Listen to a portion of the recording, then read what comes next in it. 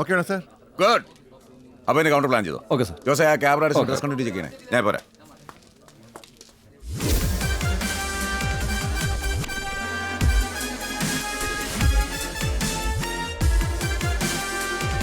നമസ്കാരം.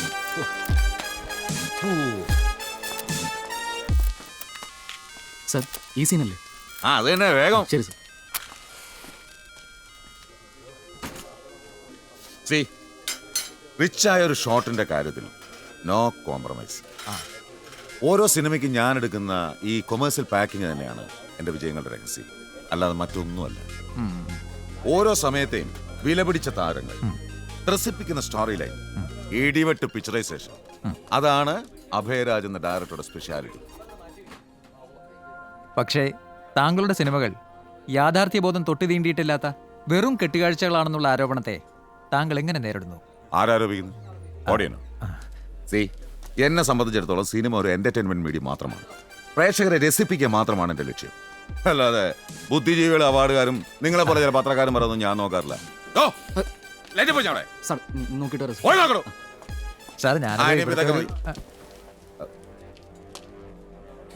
എന്താടോ? അതില് ഞാൻ ചെറിയ മാറ്റങ്ങളൊക്കെ വരുത്തിയിട്ടുണ്ട്. എന്താ പിണ്ണാക്കാൻ മാറ്റം വരുത്തിയിരിക്കുന്നത്?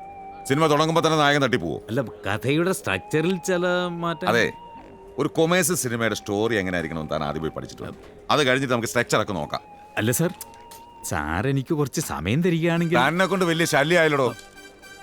താനത് ആളെ ഒട്ടാക്കാനൊക്കെ ഇരിക്കുക. എനിക്ക് തന്റെ കഥ ചെയ്യാൻ താല്പര്യമില്ല. തീർന്നല്ലോ. അതെന്താ സാറേ ഇപ്പോഴിങ്ങനെ? തന്നെ എനിക്ക് ഇഷ്ടമല്ല, അത്ര തന്നെ.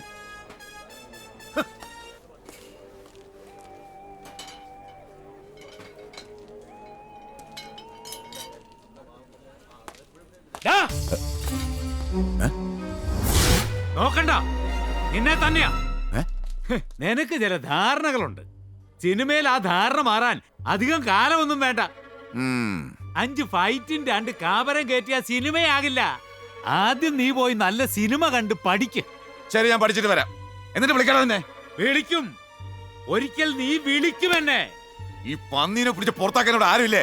ജോസേ, വേണ്ട, പിടിക്കരുതേ. നാണമില്ലടാ നിനക്കൊക്കെ ഇവന്റെ മൂടുത്താണ് നടക്കാൻ. ഇന്ന കാലം തീരുവാണ് അവന്റെ ഒരു മസാല.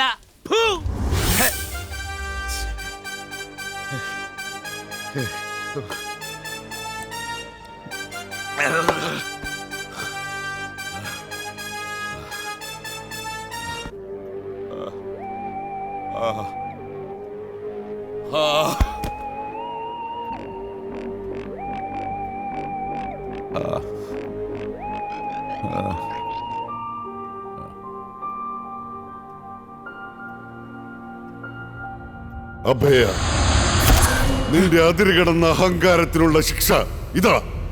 ഇനിയുള്ള കാലം നിനക്ക് കഷ്ടം നിറഞ്ഞതായിരിക്കും. കാലങ്ങൾ മാറി മറിയും. ദൃശ്യകല വിസ്മയമല്ലാതാകുന്ന ഒരു കാലത്ത് നീയും നിന്റെ സിനിമയും പുറന്തള്ളപ്പെടും. അയ്യോ,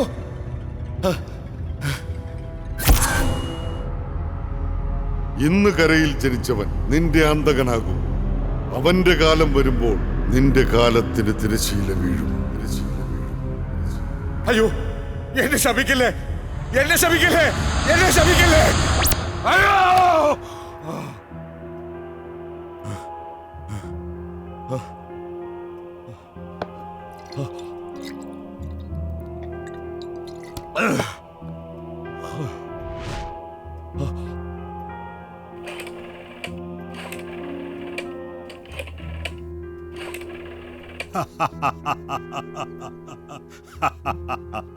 മഹാഭാരതത്തിലും ബൈബിളിലും ഉള്ളതുപോലെ ഒരു മുന്നറിയിപ്പ് നിന്റെ അന്തകൻ അവതരിച്ചിരിക്കുന്നുവെന്ന്.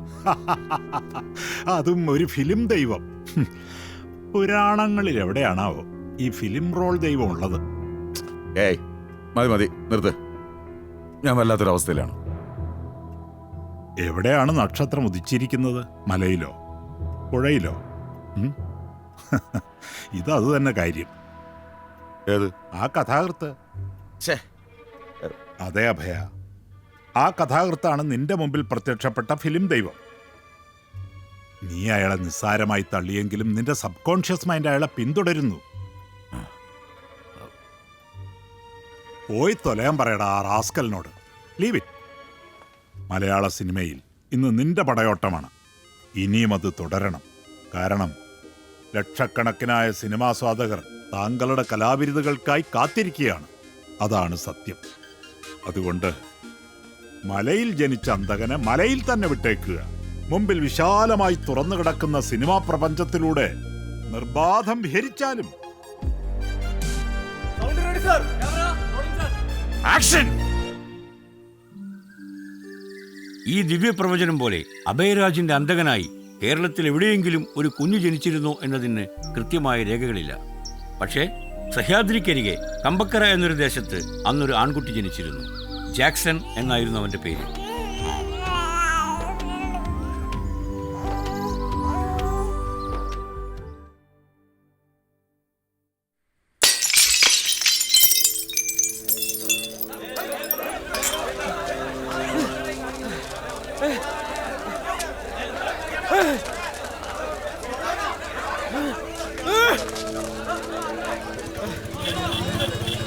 ഇയാൾ എന്തി കാണിക്കുന്നത്?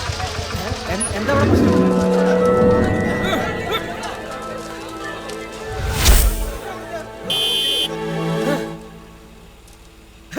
അതെ, ഹർത്താലാണ് ഹർത്താല്. കേരളത്തിലൊരു ഹർത്താൽ നടത്താൻ അവകാശം എല്ലാ ഇന്ത്യൻ പൗരനും ഉണ്ട്. വിട്ടോ പൊക്കോളാ പറഞ്ഞേ. പോയിക്കോ, എല്ലാരും പോയിക്കോ. ഹർത്താലാ, ഹർത്താലൊന്ന് വീട്ടിൽ പോക്കോ. എല്ലാരും പോക്കോ. പോ, വണ്ടി നിർത്താനാ. പോയിക്കോളാം പോയിക്കോളാം. ആരെങ്കിലും പിടിച്ചു മാറ്റാ. അയാൾക്ക് ഭ്രാന്താ. എങ്ങനെയാണ് അടുത്തിയാണ് സോഡാ കുപ്പിയിലെ കല്ലിക്കുന്നത്? വണ്ടി പോല പോവില്ല പോവില്ല പോവില്ല. പൊക്കോ. മരിച്ചു കിടക്കുക ഒരാള്. മരിച്ചോന്നല്ല, കൊന്നതാ. എനിക്കറിയാം, കൊന്നതാ. കൊന്നതാണ്. ഒരാളും വെറുതെ ഒന്നും മരിക്കില്ലല്ലോ. വെറുതെ ഒന്നും മരിക്കില്ലല്ലോ. ചാനലുകാർ വരട്ടെ, ചാനലുകാർ വരട്ടെ. എനിക്ക് പറയാണ്ട് പലതും. എല്ലാവരും ടി വി കൂടെ കാണുന്നത്, എല്ലാവരും കാണുന്നത്. കേരളം മുഴുവൻ ടി വി കൂടെ കാണട്ടെ.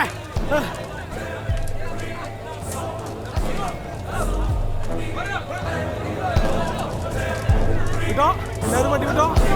ഒരാളെ കൊന്നിട്ട്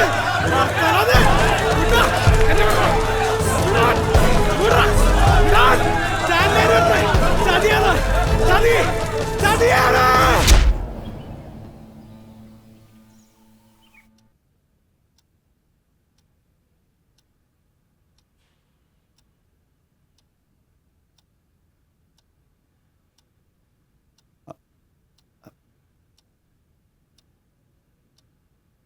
ഇങ്ങനൊരു പ്രശ്നം ഇതുവരെ ഉണ്ടായിട്ടില്ല.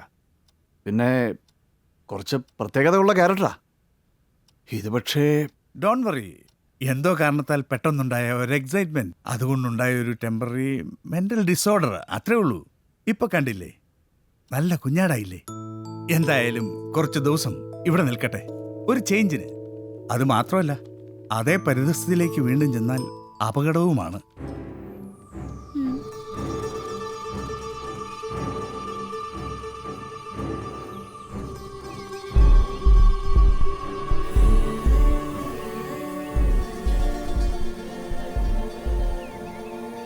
ദുഃഖകരമായ ഈ പകലിന് മുൻപ് ജാക്സൺ കടന്നുപോയ വ്യത്യസ്തങ്ങളായ കുറച്ച് ദിനരാത്രങ്ങളിലേക്ക് നമുക്ക് പോകേണ്ടതുണ്ട്.